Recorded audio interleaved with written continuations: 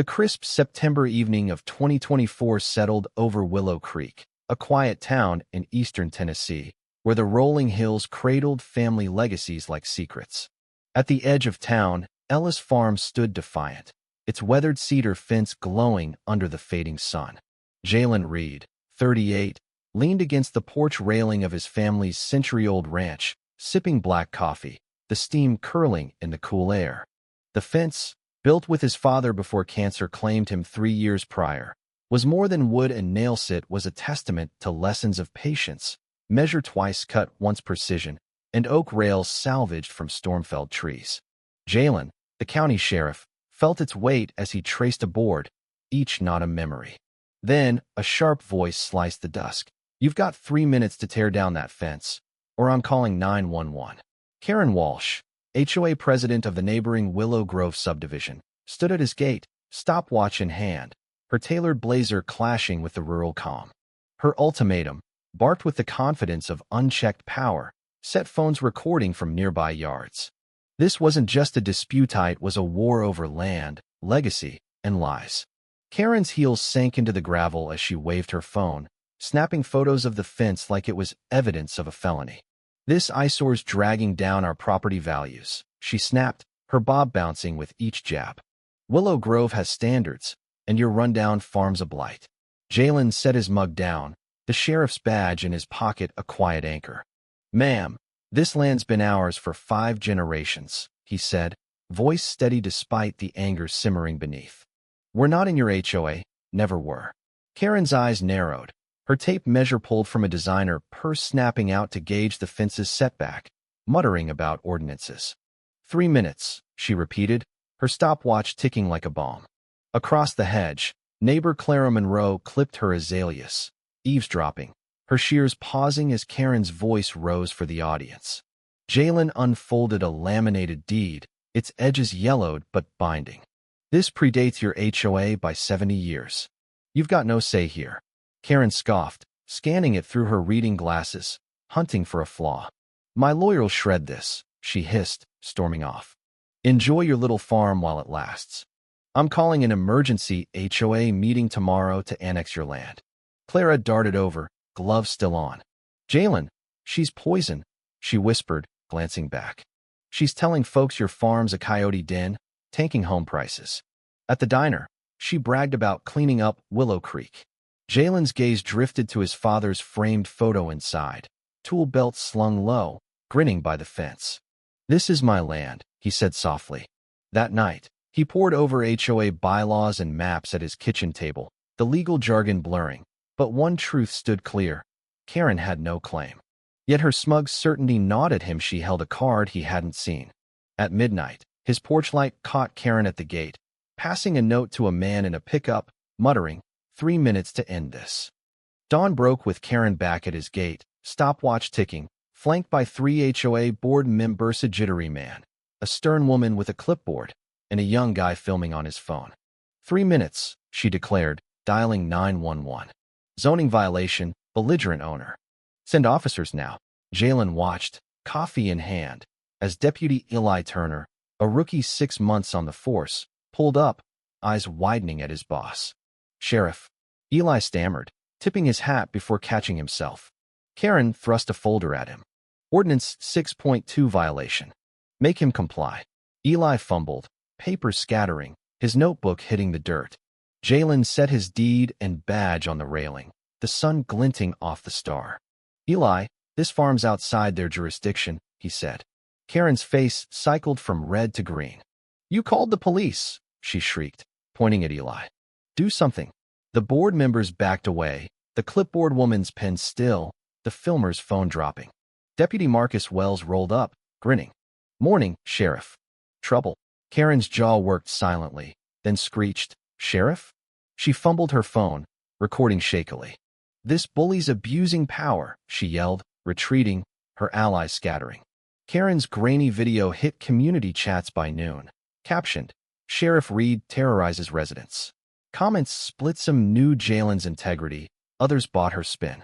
Tom Vance, a local retiree, posted, "That farm's a dump. Time for new leadership." Jalen fielded calls, reassuring deputies as his secretary, Ruth muttered about Karen's nerve. Marcus stopped by, troubled. She's digging dirt, boss. Called my cousin, asking if you've ever bent the law. Wants your ranch for a strip mall deal with Apex Realty. Jalen's gut twisted. Karen wasn't after his fence. She wanted his legacy for profit. That night, a $600 fine for public nuisance appeared at his gate. He crumpled it, staring at the fence. 3 minutes, he growled. Weak move, Karen. The next morning, Jalen woke to no water pressure. His irrigation line was sabotaged, a valve twisted, pasture now mud. Clara, walking her spaniel, called out. Saw Karen's nephew here yesterday with tools, thought it was road work. Jalen found fresh wrench marks, deliberate. At the HOA meeting, Karen's PowerPoint vilified his farm, her expert, her cousin claiming it slashed home values. Jalen's rebuttal was drowned by her interruptions, accusing him of selfishness. Tom cast the deciding vote to pursue all legal means against his land. Karen gripped Jalen's arm, nails biting. Easy or hard, Sheriff, your farm's mine. At 2 a.m., splintering wood woke Jalen. Flashlight in hand, he found Karen prying at his fence with a crowbar, muttering, 3 minutes to break it, condemn it all. Her security camera's red light glowed. She didn't notice. Karen, he said, voice low. She spun, dropping the tool, her blazer torn. Just fixing loose boards, she stammered. Jalen held up his phone, showing the footage. Trespassing, vandalism, conspiracy. Quite a rap sheet. Her threats, my lawyers will bury you, rang hollow, her eyes wild. Clara, tipped off by Karen's loud HOA call, gave Jalen her password, Profits 2026. With a warrant, Marcus accessed Karen's emails, finding her Apex deal, plans to bribe officials, and a vow to clear Jalen's farm in 3 months, guaranteed. Karen's next move was vicious. A fake video surfaced, showing Jalen berating an elderly woman, his face distorted with rage. It went viral, prompting a state board suspension pending review. Jalen's badge locked away, he felt his career slipping. Marcus revealed Karen's past, fired for bank fraud, sued her way to HOA power. Eli confessed, trembling. She made me fake the video, threatened my job. He showed emails proving her coercion. Jalen steadied him. Do the right thing, Eli. The courthouse gallery overflowed, Willow Creek divided. Karen, in pearls and a navy suit, played the victim, sobbing about Jalen's persecution. Her lawyer flashed the fake video, but Jalen's evidence crushed her fence vandalism footage, Eli's testimony, Apex emails vowing 3-minute eminent domain filings. Clara exposed Karen's hacked emails framing Marcus, who testified to her greed. Tom admitted his manipulated vote. Karen snapped, screaming, 3 minutes. I needed 3 minutes to file the papers. Her confession, eminent domain via state contact, stunned the court. The judge dismissed her case, referring her for fraud, vandalism, and corruption charges. At the community center, Jalen and Clara presented Karen's emails, her mockery of neighbors, her 6-month demolition plan. Karen burst in, disheveled, screaming, I'm your queen. 3 minutes to fix this. Her phone flashed a draft to Apex. Win in 3 minutes. Tom moved for her ouster.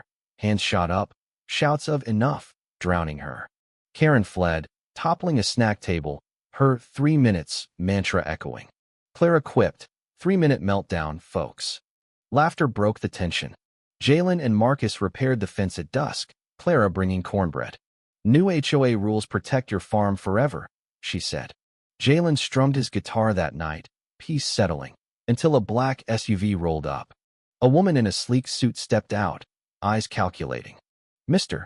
Reed, I'm with Apex Realty. New leadership, new opportunities, right? Jalen's phone buzzed in unknown text.